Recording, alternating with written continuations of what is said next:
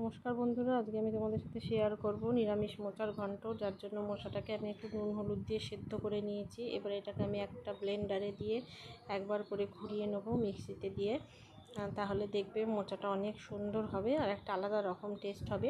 তো আজকে আমি নিরামিষ মোচার ঘন্ট তোমাদের সাথে শেয়ার করেছি। এর আগেও আমি শেয়ার করেছিলাম তোমাদের সাথে চিংড়ি মাছ দিয়ে মোচার ঘন্ট। এবার দেখো কড়াইটা আমি বসিয়ে দিয়েছি। কড়াইটা যতক্ষণ গরম হয় আমি তোমাদের দেখিয়ে দিই যে আমি এটাকে একবারই মিক্সিতে দিয়ে ঘুরিয়েছি, বেশি ঘোরানোর দরকার নেই, তাহলে কিন্তু এটা একদম পেস্ট বেরিয়ে যাবে, যেটা আমাদের দরকার নেই। তো এবার আমি যেটা করব সেটা হচ্ছে তোমাদের দেখিয়ে দেবো যে কি কি লাগবে। কেটে নিয়েছি, আর এখানে নিয়েছি সামান্য আদা বাটা, আর এখানে আছে শুকনো লঙ্কা, তেজপাতা আর একটু গোটা জিরে। তো এটা আমি ফোড়নে দেব। কড়াইটা গরম হয়ে গেছে, এবার আমি এর মধ্যে দিয়ে দেবো সর্ষের তেল। তেলটা ভালো করে গরম হতে দেব।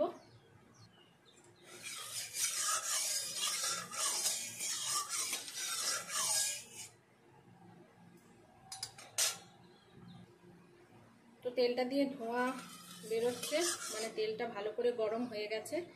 এবার এর মধ্যে আমি দিয়ে দেবো একটুখানি হলুদ, যাতে আলুটা দিলে গায়ে আমার তেলটা না ছেটে।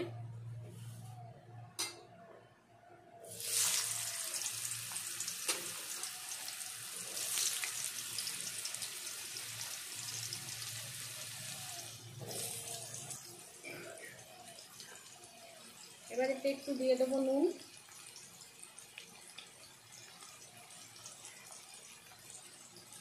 আর একটু সামান্য হলুদ দিয়ে আলুটা ভালো করে ভেজে দেবো।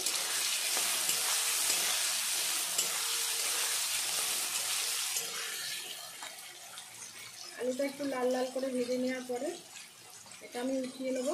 আলুটা ভালো করে ভাজা হতে থাক, একটু নেড়ে চেড়ে ভালো করে আলুটা ভেজে নেবো লাল লাল হওয়া পর্যন্ত।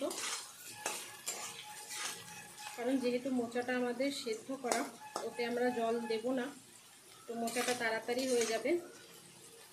তার জন্য আলুটা আমাদের ভালো করে ভেজে নিতে হবে, যাতে মোচার সাথে জল না দিয়েও আলুগুলো ভালো করে সেদ্ধ হয়ে যায়। তো এখানে আমার আলুগুলো মোটামুটি ভাজা হয়ে গেছে। তো তোমরা দেখতে পারো এটা কিন্তু অনেকটাই সেদ্ধ হয়ে গেছে, আর বাদ বাকিটা মোচার সাথে হবে। তো এবার আমি আলুগুলোকে তুলে নেব।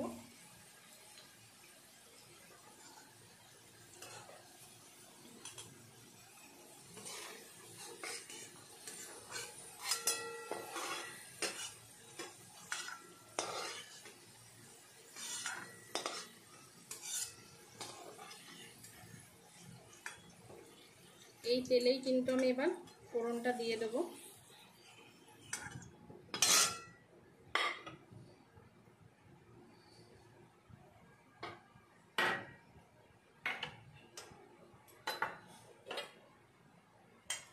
এই তেলের মধ্যে এবার আমি যে গোটা জিরেটা রেখেছিলাম সেই গোটা জিরে,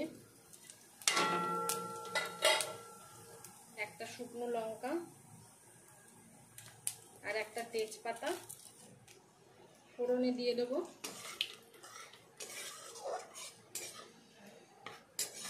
একটু ভালো করে ভেজে নেব যাতে স্মেলটা তেলের মধ্যে এসে যায়। এবার এখানে আমার যে হাফ চামচ আদা বাটা আছে, এর মধ্যে আমি বাকি মশলাগুলো একটু গুলে নেব। যে রেগুলার মশলাগুলো আছে সেগুলো আমি একটুখানি এর মধ্যে গুলে নেব। সামান্য হলুদ, কারণ হলুদ দিয়েই আমি ওটাকে সেদ্ধ করে রেখেছিলাম। একটু জিরের গুঁড়ো আর নুন। এবার সামান্য পরিমাণ জল দিয়ে আমি এটাকে গুলে নেব ভালো করে। দিয়ে মশলাটার মধ্যে দিয়ে দেবো।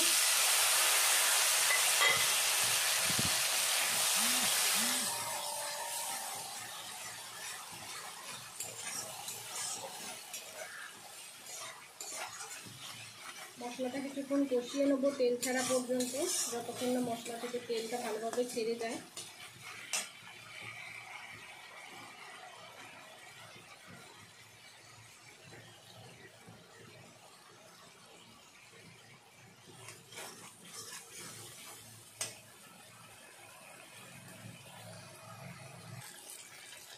মশলাটাকে আমি 3 মিনিট মতো কষিয়ে নিয়েছি।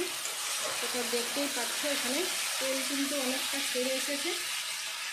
এবার আমি এর মধ্যে আলুগুলো দিয়ে দেবো।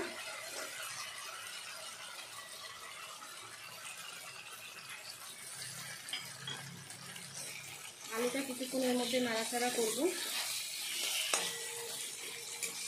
আর এতে দিয়ে দেবো সেদ্ধ করা মোচাটা।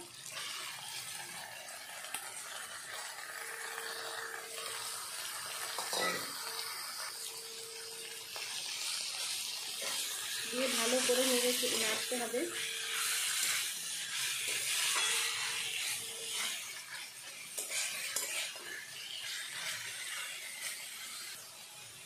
এবার এর মধ্যে আমি 2টো কাঁচা লঙ্কা চিড়ে দিয়ে দেবো।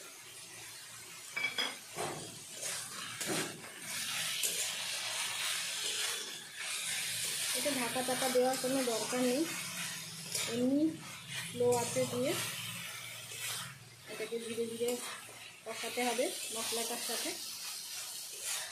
কিন্তু হ্যাঁ, এটাকে নাড়তে হবে, না হলে মোটাটা কিন্তু লেগে যেতে পারে।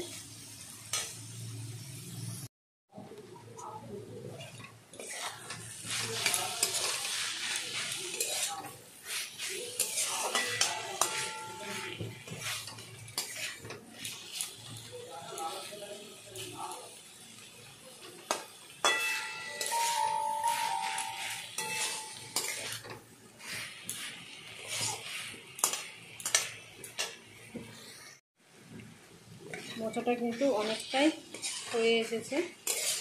এই পরিস্থিতিতে আমি এর মধ্যে দিয়ে দেব একটু চিনি, সামান্য পরিমাণে চিনি আমি এর মধ্যে দিয়ে দিলাম। দিয়ে আবার কিছুক্ষণ নাড়বো।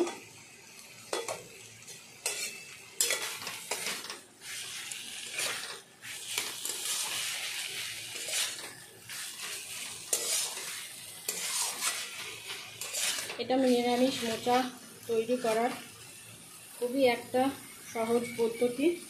আশা করি সবার ভালো লাগবে। আর যদি আমার রেসিপিটা ভালো লেগে থাকে তাহলে অবশ্যই আমার চ্যানেলটাকে সাবস্ক্রাইব করে দেবে, আর পাশে থাকা বেল আইকনটা টিপে দিও, যাতে আমার নতুন নতুন রান্নার রেসিপির নোটিফিকেশান বা আমি যে ব্লগ শেয়ার করি সেগুলো তোমরা সবার আগে দেখতে পাও।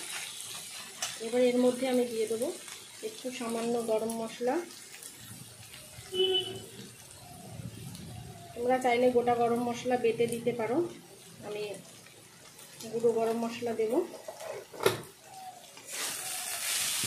দিয়ে আরও কিছুক্ষণ নাড়াচাড়া করবো।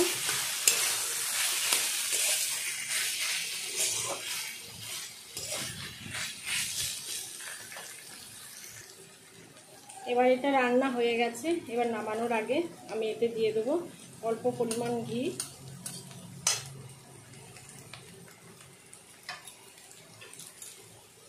ঘি দিয়ে কিছুক্ষণ নাড়িয়ে চাড়িয়ে আমি গ্যাসের ফ্লেমটা অফ করে দেব।